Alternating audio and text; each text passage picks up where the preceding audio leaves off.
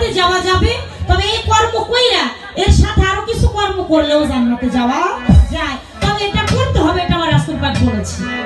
তার আদর্শে যদি আদর্শিত হইতে যাই, তার আদেশ নির্দেশ যদি মানতে যাই, আল্লাহর হুকুম যদি মানি, নামাজ পড়া কি এটা ফরজ না?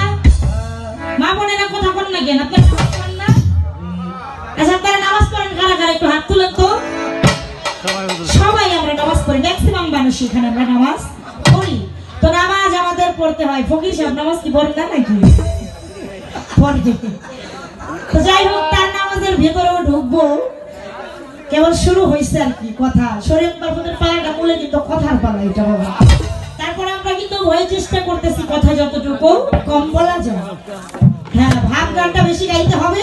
এবার আদেশ আসছে কথা কম, প্রশ্ন একটা পালার গান আর একটা পাশাপাশি ভাব গান চলবে। এটা আমার পালার বাইরে। হ্যাঁ, তো সেটাও গাবো, আগে আমার পালার গানটা কি গাইবো, কি বলেন? এটা বাস পড়তে হবে। কে পড়তে কইছে? আমার দয়াল নবী পড়তে কইছে। এখান থেকে আমার রশিদ বাবার একটা গান আমি আপনাদেরকে শোনাবো। ওরে হজ যাকাত আর নামাজ রোজা, নামাজ রোজা করতে কইছে নবী। ওরে ফকির ভাই, তুই কবে সেই নবীর দিনে যাবি? তুই কবে সেই নবীর দিনে যাবি? ওরে ফকির ভাই, তুই কবে সেই নবীর দিনে যাবি?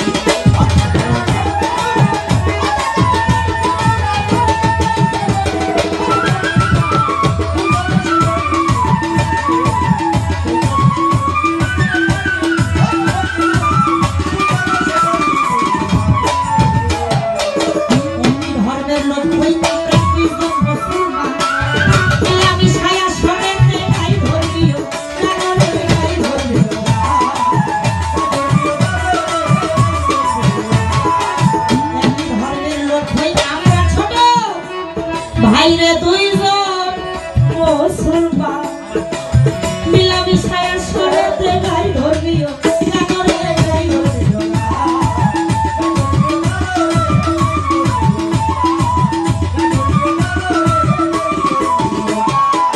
মুসলমান হিসাবে রইল তোমার কাছে দাবি।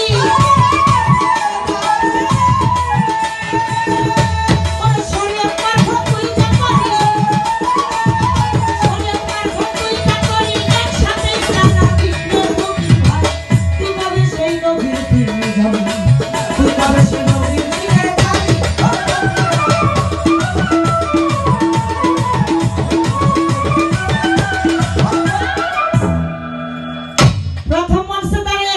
করিস, আমি বলেছিলাম তরিকত আগে হচ্ছে তরিকত প্রতিষ্ঠিত করে হাকিকত স্বয়ং সম্পূর্ণ করে আমি শরীয়তের রাস্তায় দণ্ডায়মান হই না।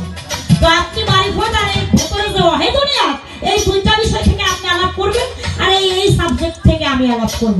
কারণ আমার শরীয়তের সাথে তরিকত হাকিকত এটা আছে। এই যে মুরিদ হওয়া, আত্মসমর্পণ করা, মুসলমান হওয়া, এটা আমার শরীয়তের কর্ম। তবে মুরিদ হওয়ার পরে যে আত্মতত্ত্বের যে ভেদগুলো, যে ভেদ সিনাইছিলাম, ওইটা আপনার মারফত করতে হবে। এই জন্য পালাটা আমি বাসন করে নিয়েছি। আপনি কইলেন দাঁড়াইয়া যে আপনি তরিকত নিলেন, হাকিকত নিলেন, মারিফতে দোষটা করছে। না রে ভাই, মারিফতে তো কোনো দোষ করে নাই। মারিফত দোষ করে নাই, তবে মারিফত আজকে এই বাড়িওয়ালা যিনি কমিটি আজকে আপনার উপরে ন্যস্ত করছে। এই জন্য মারিফত আমি দেইনি, কারণ যেটা আপনি দিয়ে দিস অন্যের দামি আমি টানাটানি করবো। কি বল? আমার তরিকত আছে, আমার হাকিকত আছে, এটা দিয়েই তোমার যথেষ্ট। আপনারা যেটা দিস ওইটা নিয়ে আমি টানাটানি করবো। আমারটা দিয়েই তো আমি ভরপুর। তাই মারিফতে কি দোষ করলো? মারিফত দিব কেন? আমি ওরা ডাক্তার দিচ্ছি। এই যে সাক্ষী আছে আজকে, চলো না আবার মতি বাজার, তিনি সাক্ষী। তো যাই হোক, এই জন্যই আমি মারিফতটা নেই নাই। তবে হ্যাঁ, মারিফত এটা ভালো বস্তু। আমি কিন্তু কখনোই বলি নাই যে মারিফত করা যাইব না, মারিফত খারাপ, এমন কোনো কথা বলছি না। আমি বলছি শরীয়ত ভালো, মারিফত ভালো। আমি উপস্থাপনাটা করেছিলাম যে সমস্ত কর্মই তার জন্য ভালো যদি আগে নিজে খাসি লোক তরিকটা ভালো থাকে। কি বলছেন? এই মারিফত আমি এই জন্যই নেই নাই, এটা আপনার উপরে ন্যস্ত করেছে মারিফত।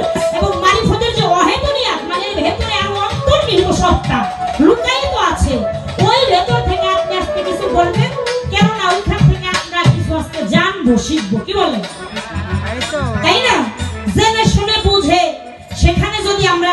বস্তু নিতে পারি তাহলে সেটা তো এমনিতেই নেবো, সেটা তো আপনারা তো ডাকাডাকি কইরা ওই চিল্লাচিল্লি করে দরকার নেই তো। দরকার আছে? কোনো দরকার নাই। ওই বস্তু যদি আপনি দেখাইতে পারেন আমরাই তো ভালো ভাই সাগায় যাবো। আর সেই বস্তুগুলো আজকে আমি আমার কথার মাধ্যম দিয়ে আপনার কাছ থেকে বাহির করব। আর আপনি আমার শরীয়ত সম্পর্কে আপনি যে বস্তু আছে সেগুলা আপনার কথার মাধ্যম দিয়ে আমার ভেতর থেকে বাহির করবেন। এই হইল আজকের পালাটার থিংস। এই হইল বিষয়টা।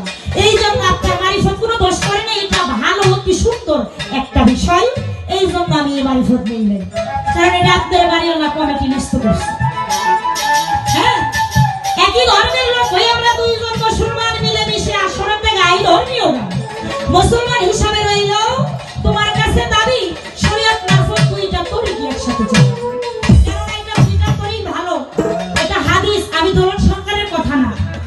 কেউ যদি মারিফত বাদ দিয়ে শুধু শরীয়ত করে, হ্যাঁ, সে হইল কাফের। আবার শরীয়ত বাদ দিয়ে কেউ মারিফত করলে সেও একই মুনাফিক।